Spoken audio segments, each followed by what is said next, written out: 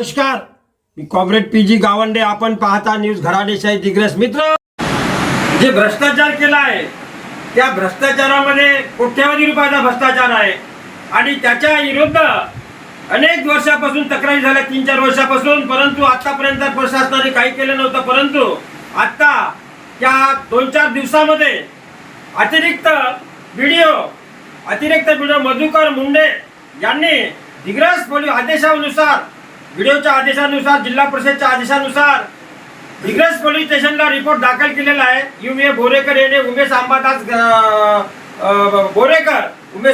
यांच्या विरुद्ध त्यांच्यावर आपल्या दिग्रसचे कर्तव्यदक्ष ठाणेदार बाईट घेत आहोत. काय सांगताल ते? नमस्कार सर.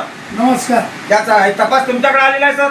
अगदी बरोबर. मी पोलीस निरीक्षक मुंडे आपल्याला सांगतो की फिर्यादी नामे मधुकर सीताराम मुंडे, 55 वर्षे, सहाय्यक गट विकास अधिकारी दिग्रस, यांनी दिनांक 30/5/26 रोजी पोलीस स्टेशन दिग्रस येथे लेखी रिपोर्ट दिला. तत्कालीन सचिव उमेश अंबादास बोरकर, तत्कालीन ग्रामपंचायत अधिकारी ग्रामपंचायत साखरा, बाईलिंगी, लिंगीवाई, धानोरा खुर्द, मांडवा येथे दिनांक 1/4/15 ते 31/7/18 दरम्यान कार्यरत होते. त्या ठिकाणी कार्यरत असताना शासनाकडून प्राप्त झालेल्या शासकीय निधीची पडताळणी केली असता त्यांनी विविध योजनेमध्ये एकूण 1,69,22,730 रुपये, त्याला 20 रुपये 1 ते 4 नुसार शासनाचे कडून प्राप्त झालेला निधी यामध्ये अपार केलेला आहे.